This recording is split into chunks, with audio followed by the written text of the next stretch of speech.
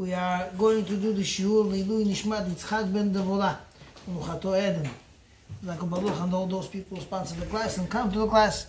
Bezrat Hashem, may this be another success. Bezrat Hashem. Okay, we have Bezrat Hashem the coming of Pesach, Chodesh Nisan. We know that this is the time when Jewish people got their independence. Independence to the extent where we became actually free people. And the way we did it is we had to overcome our the tum'ah, the memtet shalei tum'ah that we were steeped in. We were holding on the lowest of low. And with the HaKadosh Baruch Hu, B'rachamav, coming there to take us all out, this was the biggest chesed that a person could ever receive from Hashem. Not to let somebody to go so low. Because we know that the Egyptians and the Jewish people alike in Mitzrayim were holding in the lowest levels. They all thought the same way. No one saw the difference. To the extent we know that when it came time to save the Jewish people, we needed to go out of our way to actually do a Korban Pesach and to do also Brit Milah. We had to do both of these acts were needed in order for us to get out of the Tum'ah and to accept upon ourselves the yoke of HaKadosh Baruch Hu, and that gave us the zchut to actually go out of Mitzrayim. We know, it says that HaKadosh Baruch Hu, when he came, it says, Vayadech mitboseset b'damayich, I saw you, as so to speak, wet, sopping in blood. And our Chazal say, b'damayich hai is talking about one dam, is dam milah, which means the Jewish people, right before they went to do Korban Pesach, they had to actually circumcise every single male. Once the circumcision was performed, then they had to, right in there, in that state that they were holding in, they had to go and slaughter the Korban. And if you think for a second, this was the first time in the history of the world where a person was able to actually eat a Korban. Normally we know that anybody who offered a offering to HaKadosh Baruch Hu, it was a Korban Mincha Hashem, which means it was completely consumed by fire. This time, Hashem said, since you are accepting upon yourself the yoke of heaven, the burden of Shamayim, of willing to accept the will of Hashem, and to go out of Mitzrayim into total wilderness, empty land, and trusting Hashem all the way, with that, so to speak, we attained a level. We achieved ourselves a level where our stomachs, our mouth, and our stomach became the Mizbeach. Our mouth, our stomach became the Mizbeach, the altar, which normally would burn the animal, consume it with fire. Our mouth and our stomachs became that. That is considered to be a tremendous level. It's a very high level, and this is in a way to understand why Hashem was so strict with somebody who would not offer the Korban. Somebody who did not offer a Korban, it was, so to speak, a strikeout. Meaning, karet, which means total loss. Hashem is going to cut you off completely. Why? You don't take advantage of such a situation where you could elevate yourself to such heights, become so holy that your mouth, your stomach is going to become the Mizbeach, the altar, to consume the holy food. It's tremendous. It's something which is mind-boggling that we would never come to a point of understanding, of thinking that a human being could elevate himself to such heights. You should know, every time a Pesach holiday comes, I have this excitement within me. More than when I hear that Para Adumah has been found, that they found another red cow. When I know that Pesach is coming, I know that this is the Geulah. HaKadosh Baruch Hu is going to take us all out of Mitzrayim. We all have our personal galut that we live in. We live in a galut of materialism in the physical world. We don't want to let go of all the physical. It's just very hard to separate from these things. Like the famous thing I one time heard from a rabbi giving a speech. He said we're so attached to our physical world. He gave two things Two things that it's mind-boggling, but one of them I will tell you. He says one time there was a person who was climbing the Alps. He was, you know how people when they climb the Alps, they have to secure themselves, making sure that, you know, when they punch in, right, those pegs, and they attach the rope, making sure everything is, and they pull hard, making sure this is not going, it's not going to just rip out of its place and, you know, down he goes. So this guy goes up and he has to climb a cliff that goes like this. And he secured himself as he's going, and he has this grip with his fingers. He's able to hold his entire body. You need to have tremendous strength for this. And while he's holding the rope as it is, and one of the pegs came out, one of the nails gave way, and he started going 1, 2, 3, and he started flying down. Letting go of the rope, he's flying down. He finally grabbed down to one of the shrubs that were hanging out of the mountain. He's holding down. He's looking down. He's all bruised, bleeding. But he sees beneath him.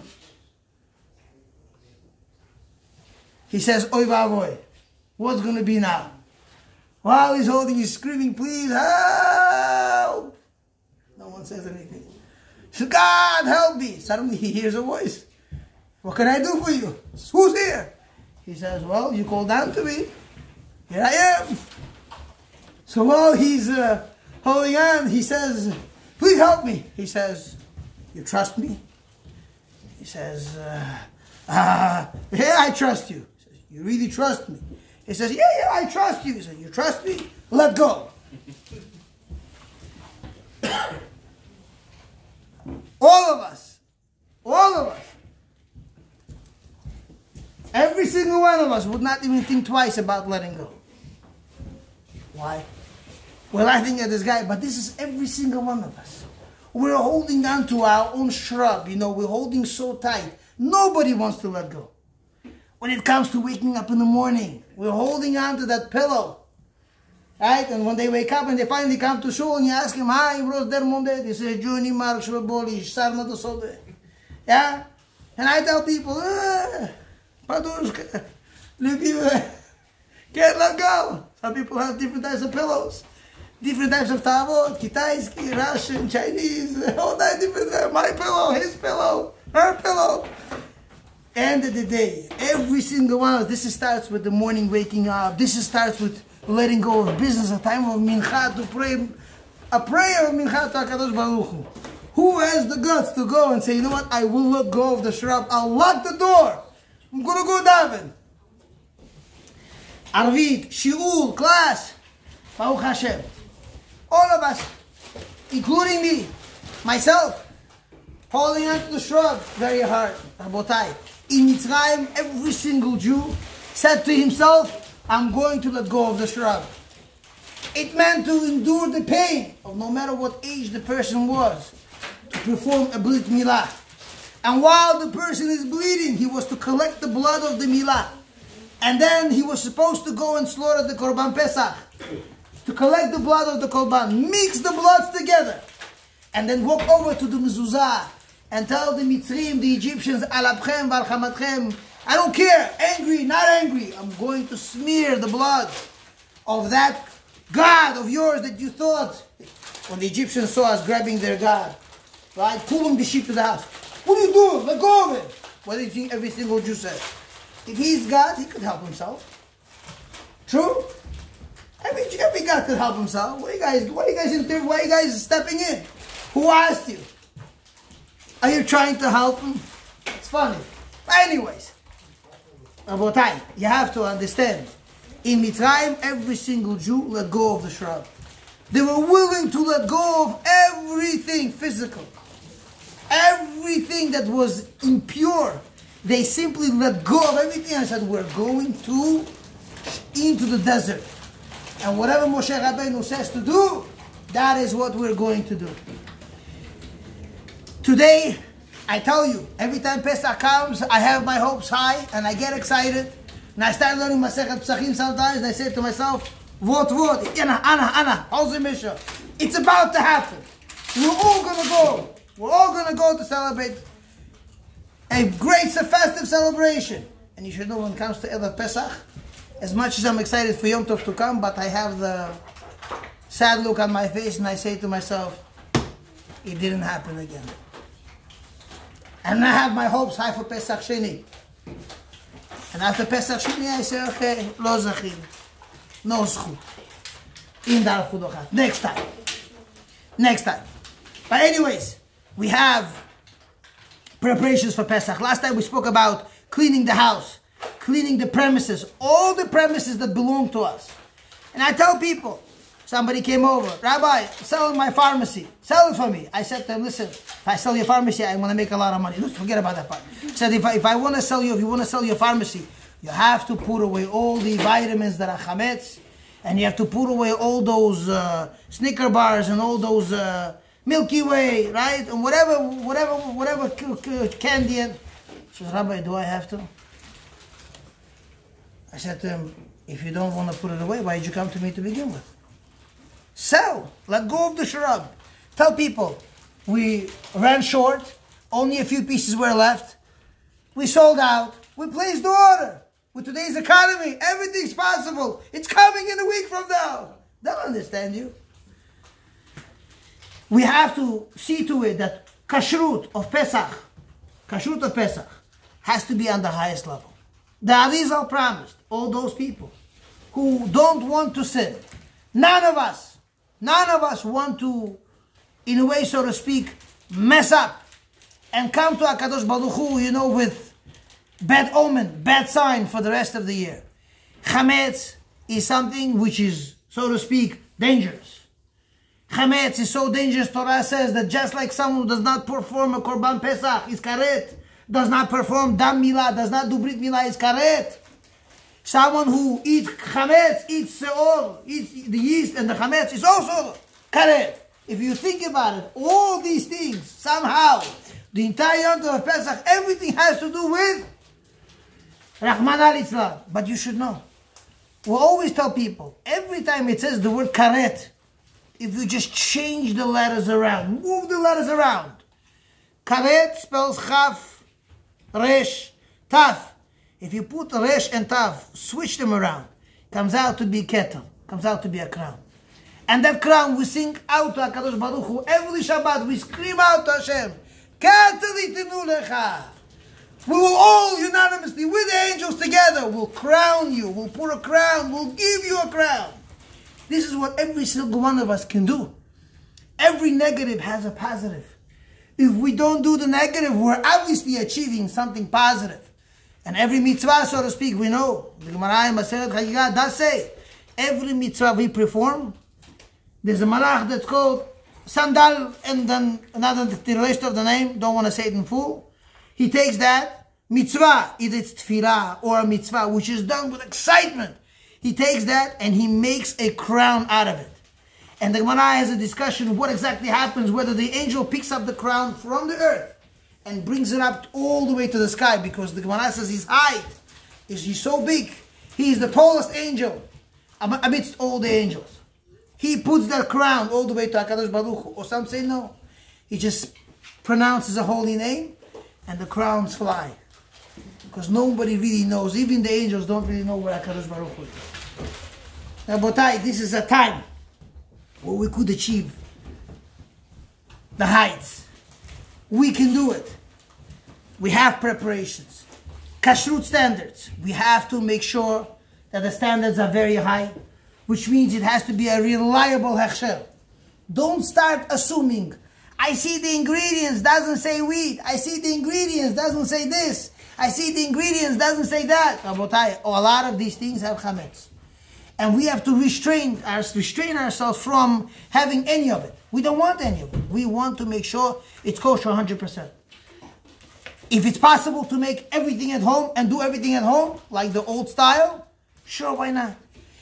Not possible, do the best you can. Okay, especially, I will mention before, all these things that they import from other country, we don't know today how they make these things anymore. Everybody cuts corners. Just like we like to cut corners, we want fast results. We want to make a quick dollar. Or dollar nosaf, derech meila, quickly, a quickie. All of us want it. Believe me, they want it much more. The greed can do it to everyone. We don't know how they do certain things today. Whether it's kishmish, right, the raisins, sun-dried raisins they claim which is sun-dried, whether it's uluk or all those things that they have back from home, from Russia. Please, if it doesn't have a hechsher, don't bring it. Don't use it. Even throughout the year, find out if it's really kosher. Who knows what they spray? Who knows how they dry things? You saw. Hashgacha is all about seeing. You see it, you know it. You don't see it, you don't believe it, right? Because there's this expression, you gotta see it to believe it. No. You gotta see it to know it. Seeing is knowing, seeing is not believing. Right? Making strong assumptions is belief. So we have to see to know what it is. You have to make sure that it's all done to high standards. Now, another thing, as far as matzah. Matzah has to be not only the first night of Pesach, but throughout the entire Pesach we have to try. There is few types of flour that could be used, that's sold on the market. There's the regular flour. There is the flour that was washed, which means from the beginning, and there is, there's levels of these things. We have to make sure we get what's called the matzah shmura. Matzah shmura means it was watched from not becoming chametz. Watched the entire time. And also making sure it doesn't become chametz. That's called shmura, matzah shmura. As soon as it's not watched, according to many poskim, it's probably no good. So when you see in the store, they sell you matzah, try to do your best you can. How much matzah do we eat already? A lot of people say expensive. Abotai, today from regular matzah to non-banar chiros, this is what it costs. It is worthwhile. Buy shmura matzah. I'm not putting my hands in your pocket. I am just trying to explain to you that it's better to eat matzah shmura, and if it's not matzah shmura, don't eat it. Try not to. So they sell all types of matzah. They sell 18-minute matzah, they sell the shmura matzah, they sell the oven-baked matzah, they have the machine matzahs. So a lot of things have different things. But bottom line, I will get to everything. Bottom line, you have to make sure, whether you're eating the very thin matzah, the thin matzah that they sell, which is hard, and whether you're eating that soft matzah, which is not so thick, by the way. It has to be closer to thin than being closer to thick. Make sure it's not very thick, because you have to make sure that the matzah was fully baked. And to make sure that that thick matzah is fully baked, you have to know it has to be completely black on the outside, black on the bottom, black on top. Because you have to make sure that the dough texture on the inside of the matzah was baked and not dried. If the matzah end up coming out of the oven as dough, and then it dried to become hard, that's chametz. That's more than 18 minutes. Everybody agrees to this. No one will disagree to that. You have to make sure that the matzah, the cylinder, when it comes out of the oven, you should not be able to bend it. If it bends, it's still dough. Garbage. If it doesn't bend at all, it's cracking, it completely came out. What? So they have the Yemenite matzah. They have some Syrians make like pita. Some Egyptians make it. If it's done with the right ashgacha, the right way, 100% okay. If it's not done the right way, which we saw in certain places they were doing matzot, and they assumed they were doing it the right way. But as soon as you see their assumptions were wrong, and chances are it's chametz. And they could say whatever they want to say, but the matzah has to come out. If it's done, if you see people making their own matzah in the backyard, you should know, first of all, the best way to make matzah has to be made by fire. Which means it has to be exposed to fire from around. You can't make it have fire on the bottom and have the hard stone on top. The stone got heated up, the whole oven has about 900 or 1,000 degrees. So if you're doing that already, just take a pizza maker and just make it in that. Make it in your own oven. Heat it up to the highest you can. Throw it in, and it's going to bake. Also, when you throw it in to make sure it bakes, when you pull it out, you have to make sure it has that crisp, the reddish, burnt crisp to it, to make sure that the inside is not dough. That is many things that people have to be careful with, okay? Now, this is as far as matzah. If you could, obviously it's oven-made, machine, not machine, then there's levels you can go down to machine. If the machine is done the right way, you can have machine. But for sure, one thing, for night, Sdarim, the night of Pesach, people should eat round matzah. they should make sure they eat round matzah and eat matzah pleasant. Now, as we'll talk about how to eat the matzah. Every single eating of matzah has to be done in a reclining position. The person has to make himself a comfortable seat. Not comfortable, comfortable seat. As comfortable as possible. You sit, what you do is when you're sitting down, you go back, incline. Have something on the side, not laying back, not going like this. No, this is not the way to do it. You gotta recline back on something and to the side, and you eat the matzah. When you eat matzah, you have to make sure you have kavanah to fulfill the mitzvah of Torah, eating matzah on the night of Pesach. The eating has to be done b'simcha. That's the most important ingredient. You have to be happy doing the mitzvah.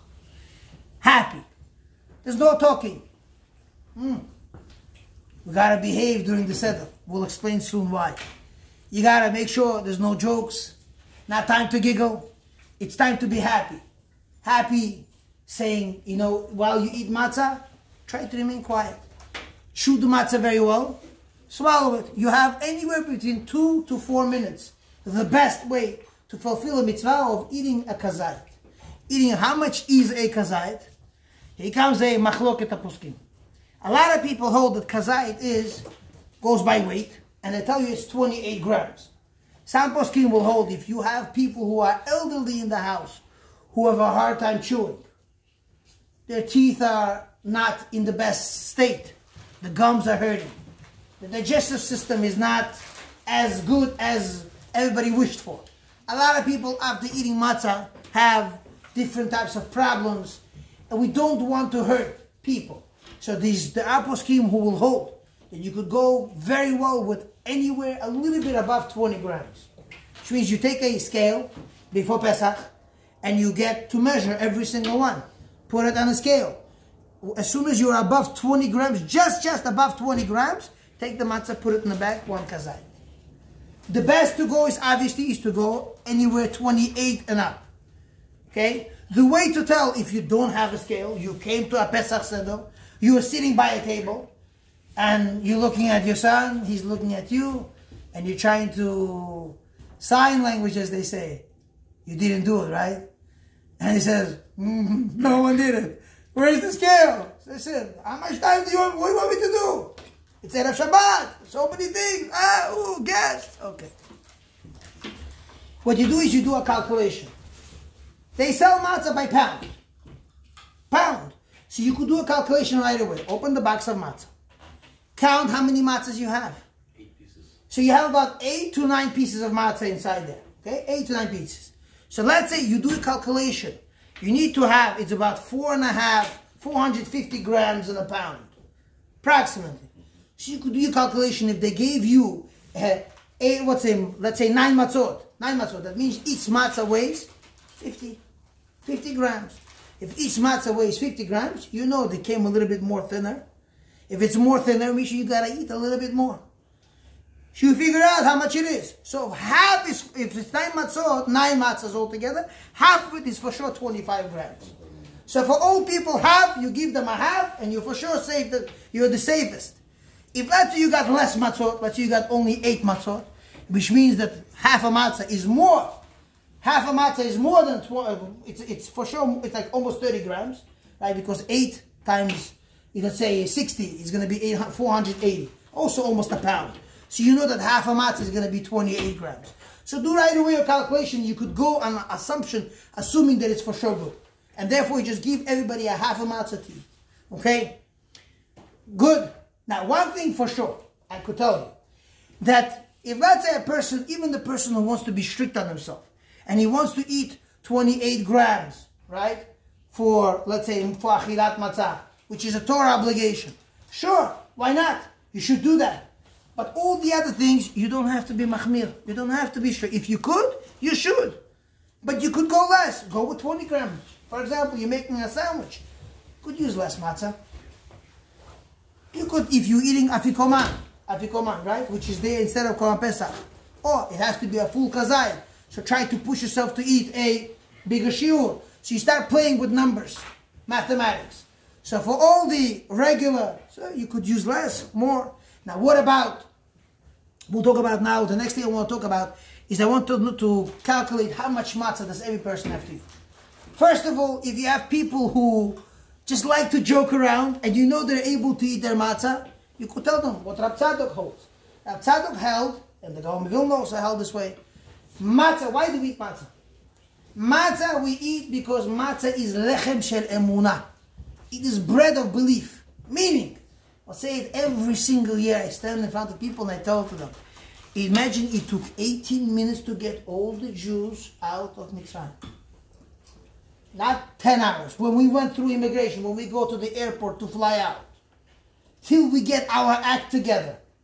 No one is out the door 18 minutes. 18 minutes, every Jew was out. Why? He says, Lo speak betzekam lachmitz. Didn't even have the ability and opportunity to have their doors rise at all. The dough couldn't rise. The King of Kings appeared before them and told them, Latzet, get out. And Hashem, so to speak, made it this way that we were all out within 18 minutes. And I always tell people, you learn from here. If Hashem only says, I want to give, who's there to stop you? It will happen that moment, not a second earlier, not a second later. And this is our emunah and bitachon and HaKadosh Baruch Hu, just from that bread. When you eat that bread, you say, you know why I eat this bread? My mouth feels that, to give myself a feeling that in 18 minutes, we could all leave America. Imagine I tell you the entire Jamaica State's population is going to move out. This area is going to become a ghost town. 18 minutes. I'm sure in California they do it much faster when the wildfires take place. They run fast, throw out. But imagine I tell you, Jewish people, each one got their act together, took about more than, each Jew had not less than 80 donkeys of spoils of Mitzrayim to take along with them. Of all that wealth in 18 minutes. If I tell you one block moved out in 18 minutes, what are you going to tell me? Nah, come on. The entire Mitzrayim, the whole Goshen, out. 18 minutes. It's called lechem shel emunah. That's why we eat matzah. That's what the Gaon Vilna says. If your mouth likes to chew, and you're an emotional eater, move to matzah. At least you'll build the way through also. But at least it's going to be over a good cause. It'll be a good cause for you to do it over something which is going to give you more emunah, more belief, Be'ezrat Hashem, to make you strong. Another thing Rav Tzadok says is why we eat matzah, because he says it's gula for parnasah. It is. He says these words. It's gula for parnasah. You know, one time there was a house, Pesach, people came, and the Bachur Yeshiva came home from the yeshiva. He's sitting by a table. His parents, his uncles, his grandparents, everybody was mocking and laughing, said that as soon as he told them, Gula for Parnasah, you guys are going to become rich. They ate everything. They said, is there more? He said, yes. There was no more. Lamayetza, Moshbit, no, maybe. So, they did it. So, matzah is good to just go ahead on it. Go ahead. You build your belief in emunah, and you also get parnasah. Why not? People are looking for sgulot, how to become wealthy. Here's the easiest one. You eat, you become rich. The pockets get fuller. Okay, anyways. Another thing. As far as how much matzah do we have to eat? So, this is the thing. If you have one leader for the seder, one person is the leader. The leader who leads the seder has to eat 2 kazetot. For each bracha. For hamotzi lechem min haaretz, he eats 1 kazayit. For asher kedishanu b'mitzvotav v'tzivanu al achilat matzah, he has to eat another kazayit. Which means if you lead the seder, so to speak, you took a hammer, you bang yourself on the head. Gotta eat double. Gotta eat double. But here is the trick though. For achilat matzah, which is the oraita, you have to eat 28 grams for sure. The bigger kazayit. But for hamotzi, you could eat a smaller kazayit. Which means if you eat a half for the Torah obligation, you could eat 2/3 of a half, a little bit more than 2/3, like let's say 3/4 of a half you could eat for the hamotzi kazai. Then you have to eat, but everybody else eats only one kazayit, because they don't say any. If people say both brachot, whoever says dutta bracha denas brahma, says 2 blessings, 2, you gotta eat 2. You said only 1 blessing, which means you listen to the leader, hamotzi, so then you do only 1. Then you have the korech, the sandwich. You could eat a smaller matzah, not a bigger one. If you could eat a bigger one, why not? If you eat a full kazayit, make yourself a korech, a sandwich. That sandwich you have to eat. Now, by afikoman, they say you're supposed to eat, some hold 1 kazayit b'diavad is okay. But like atchila, you're supposed to eat 2. You're supposed to do the same thing you did in the beginning. 2 kazayits in the beginning, 2 kazayits at the end. So briefly, approximately, people have to eat anywhere between. The person who leads the seder could eat 4 to 5 kazayits. Person that listens to the seder could eat from 3 to 4. It's either 4 to 5 for the leader and 3 to 4 for the person that listens. So you choose what you want to do. Now, this is as far as matzah. Then we have the maror. Maror is something that is, we're talking about a bitter herb. We all take baby lettuce, the small one, Andy Boy, or they buy especially greenhouse grown if it's available. You have to make sure you clean it very well. There are ways how to clean the leaves. The easiest way to do it is you take, here is the whole kelach, right? The whole baby lettuce, less infested. Andy Boy, Baruch Hashem, is so far, or you go to Costco, they sell 5 in a pack. What you do is you take the bottom part, where the white part, the bottom part, this much, you cut off, throw out. Cut it off, throw it out. Open up all the leaves. Open up all the leaves. When you open up all the leaves, you take a bowl. You took a bowl, what you do is you fill up the bowl with cold water. Cold water. You take a little bit soap, a minimal amount of soap just to make it bubbly. Please, this is not a bath. This is not a bubble bath. Do not make it very soapy. You don't need to. Put a little bit soap, mix it very well. You see the water got a little bit soapy. You take all that lettuce, you throw it inside. You let it sit for 5 minutes. Let it sit 5 minutes. Then you take out the lettuce. You take, the people who clean their cars, they have the soft sponge, very soft sponge.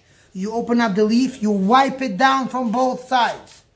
Once you wipe them from both sides, you can assume that because of the soapy texture on the leaf and the water, you know that all the bugs got loose. They don't have a big grip on it. Then you take the leaf, you open a strong water, right? Water, and you just rinse every leaf from both sides very, very well. Then what you do is you shake off all the water. You come to an area where the sun beams. Not like this to the sun, a little bit away. You see the sun is beaming at the leaf. You open it up. You get to see right through it. Every dot that you see that does not, there's a little bit, it's darker than the actual leaf, you know it's a bug. You could actually see to the sun. Sometimes you see them even running. But once you washed it very, very well, a lot of people like to do an easier thing. They wash it very well, then they take the water and they pour it through a special mash cloth. And then they look to the mash cloth to see if it's clean. If it came out completely clean, you can assume that these leaves also came out clean. So once you clean these leaves, a leaf which is as big, right? The leaf that is big, let's say like this big, a leaf of chasa, this big, is kazayit. This big, which means the soil goes from here to here. You have a leaf that comes round, right? It comes like this round throughout. Most of the paper is covered. You can for sure assume it's a kazayit. That is the size you want to hit by the night of Pesach. If your leaves are not that big, take a bunch of small leaves and put it together. You'll know that this is also a kazayit. Now, you take that. You do not have to, by eating vegetables, you never have to recline. You could eat them sitting down. Some people insist you should be sitting them upright and not reclining at all. You take it, you dip it a little bit. A lot of people like to play peanut butter and jelly. They take the charosot like this, and they start smearing it on the whole till they don't see it anymore. They cover it, yes, from head to toe, and they say, "Arachilat maror." Meanwhile, they're chewing away on all the sugar. No. You dip it a little bit into the charosot. You say Asher Kiddushanu b'mitzvotav v'tzivanu ala achilat maror, no bracha adama, because you made ha'adama already on the vegetables by karpas, and that is how you make the bracha on the maror. Then use the same amount to make yourself a sandwich with the matzah. Right? Same amount. Okay, that's as far as maror. What about the cups of wine? Cups of wine, people should try to do the following. They have to go red color, no sugar added, raw, not cooked. Okay, not cooked. And not kishmish, which means it has to be made from natural grapes. Concord, red grapes. These 5 criteria to make sure this is the best wine to use. It has to be also an alcoholic beverage. It has to be something which could get you a little bit intoxicated. Not too much. Remember all those people who actually sit down by a Pesach Seder and they don't just drink. They don't just pounce on the alcohol. Somehow I get a belief and understanding as if they put an intravenous, straight, what's his name? As if they're doing their drops for the day, you know? And it goes straight, right into the bloodstream. And you see them little by the Pesach Seder. Finish. Being drunk is not the way to go. Pesach Seder, you have to be happy. You're supposed to lift up your mood. So people sell Concord Kal, Kedem wines, or Matu Kal, light wine, if you could handle that. Some people go for a little bit higher, 6%. Some people go even higher. They do 9.5, they do 12, 13.5. Some people go with homemade wine. Other people do different things. But make sure you don't get knocked out, because this is not the point to lose the mitzvah. Especially in the beginning of the Seder, the stomach is empty. You're going to completely bring yourself to a state of devastation. Chas v'shalom. Okay, here, next thing. Wine. Again, red, no sugar added. It has to be made from grapes, not kishmish. Has to be not cooked, and has to be an alcoholic beverage. Has to have the intoxicating part to it also. If people know that irreligious people are going to be sitting at the Seder, meaning when I say irreligious, is those people who are not embarrassed to do Chilul Shabbat publicly, or they have no problem eating outside, or eating without brachot, or they shave with razors, or they do many things that, b'shat nefesh, they don't care. Even if it's because they're illiterate, because nobody taught them and they don't know better. If you know you're having guests like this over, or you found such a society, make sure your wine is cooked. Make sure the grape juice is cooked, because you don't want to come to a point of Neser. Yeah, for the 4 cups. Now, it has to be, עדיף לא מבושל, אם יש אנשים שלא שומרים, אתה יודע שלא, מבושל. Have cooked. Now, as far as, they have different wines. You could find, Baruch Hashem, that's available in the market, they sell. Now, the next thing, all the 4 cups of wine, just like matzah, have to be performed in a leaning back, reclining to the side position. If you didn't do that, you have to repeat the mitzvah again. Because we have to show freedom. Relaxed. No tension. No pressure. That's how we're supposed to go ahead and drink the wine. So you just lean back and to the side. Make sure there's a nice pillow on the side over there. Or you have your friend to say, you know what? You care? He says, nah, let's go. Why not? Okay. This is as far as wine. As soon as wine or matzah is eaten not in that position, you know you did not fulfill the mitzvah correctly. You got to do it again. Okay? Now, as far as the ka'ara, I'm going a little bit backwards, but the ka'ara, a lot of people have this thing as traditional, whatever they go by in a store. They walk into the store, they see a ka'ara, a little small little thing with, a few, deep like almost like small plates, and they put zroa, egg, kalpas, and then they have over here the chaloset, chasa, and then chazeret over here. All these things that they put up over there, nice and beautiful. But that's not what's the intention of the chazal. The ka'ara has to be something big. You take a big langli, a big thing like this, big one, from Samarkand, straight from Russia. Take a very big one, and you put over there like koset, put like big bowls inside there, and make 6 sections, and fill up. Put a lot of zroa, a lot of chicken, boiled chicken, not roasted, because you gotta eat it. Zecher Korban Pesach. Make sure it's boiled, also for that reason, not roasted. Over here you put a lot of eggs for all the people who are going to be sitting by to eat with you. And then on the other side you put a lot of chazeret, a lot of chasa, a lot of karpas. Put everything. Like the way it was, you know, the original pictures we saw back home from 150 years back. As soon as the cameras came out, we have some pictures from the late 1800s and early 1900s. You saw those ka'alot that they had and the matzah over there. Everything had done at the right way. So this is how to go with the ka'alah. That's the best thing to do. If you cannot, so then maybe every single person should have his own private ka'alah. Why not? Now, as far as the next thing, as far as eating karpas, a lot of people have this thing that they say, oh, karpas, allowed to eat, not allowed to eat a lot, should eat a lot. Rav Yosef Khiyayev, amen, he held la halacha, people should eat less than kazayit, eat small. But I'll tell you one thing. As far as this is for people who are not cranky. But if you have people who are cranky people, and it bothers them to sit by a table and to wait for a long time till you go through the entire magid, they can't sit hungry. Give them their shulchan aruch. Give it to him. You have an elderly person who doesn't understand much. Give it to him. Let him eat. Give him a lot of karpas. Let him eat more vegetables. Any sweet vegetable, cucumbers. People use celery. People use I don't know. They use beets. They use potatoes. Whatever. Any sweet vegetable is perfectly fine for karpas, and that's what they eat. Dip it into salt water. By the way, this year, before as not as every year, because first night of Pesach is on Shabbat. Try to make the salt water, prepare the salt water before Pesach. Because usually making water with salt and mixing it, letting the salt dissolve, is a beginning of melechet ma'abed. And you could do, in a way, so to speak, chilul Shabbat by making such water. If, let's say, you forgot to make the salt water, you cannot use a lot of salt. Vinegar? You have to use less. Can I use vinegar if I didn't make it? I don't know. I remember salt. I don't remember vinegar. I don't remember. I used to use water with salt. Why? Because of salt tears. Right? That's what it resembles. So use a little bit salt. Don't put a lot of salt. A lot of salt in water is a big no. Shabbat, no. Yom Tov, yeah, do. No problem.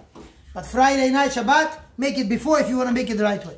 Yes? Those who eat a lot of vegetables, they should do it nefashot? They don't have to. They want to. Why they don't have to? Because they have to adama for the chasa, for the lettuce. They're going to be eating lettuce, but you have to make, if they make a nefashot, then they have to make a adama. No, but before they wash. Again, if they say nefashot, then they have to make a adama. Because they're eating lettuce, not as part of the meal. They're eating just that. Those people who eat a lot and they say nefashot, they have to make a adama. The lettuce is eaten before washing hands. No, lettuce is eaten after we wash our hands. We do motzi matzah. That's part of the meal already. And then we do maror. Huh? No, because you're not eating it together with bread. Anything that's eaten with bread does not require bracha. But if you're eating it now with bread, you're entering a machloket of poskim. And according to many, you would have to make adama. Okay, now, the next thing. Please remember, the next thing you remember is like this. It's a big question, when to eat the egg. Our custom, as far as I remember, where I was brought up, my house, we always ate eggs during the Shulchan Aruch. Some people eat the egg right after Kiddush. They eat the egg. They say Zecher Korban Chagiga, they eat an egg, and whatever minhag is minhag. As far as Kos Eliyahu, what do we do with Kos Eliyahu? There's machloket how to do this exactly. So some say to pour the Kos Eliyahu, when you pour the 4th cup, they tell you to pour the 5th cup. Some people say no. That's what I believe the Rama points this out, and many people hold that way. When they pour the 1st cup, they also pour the 5th cup right away. And they let the 5th cup to stay on the table the entire seder. And then when they pour the 4th cup for everybody, they purposely leave over a little space, and they take the 5th cup and they pour for everybody. Because every person could have in him the nitzotz of Eliyahu Navi, and people drink it. Those people who pour it as a 5th cup, they save it for daytime. For Kiddush, they cover it with a plate, and that's where they do that. Another thing, please remember, we're speaking about Korban Pesach before. There's a very big custom to say the seder of Amirat Korban Pesach, usually by 8.5 hours. The 9th hour of the day, which is around 4 o'clock in the afternoon. people should say the Korban Pesach. Most Agadot of Pesach do have it in there. It starts with Ribono Shel Olam, Atatzivitanu, and they say the whole Nusach, the entire thing of how they did the Korban Pesach was performed. Those people who don't understand the Hebrew should say it in English. So this way you understand what you're doing. As far as the mitzvah of Magid, which is the most important part of the night of Pesach, Magid has to be done like a story.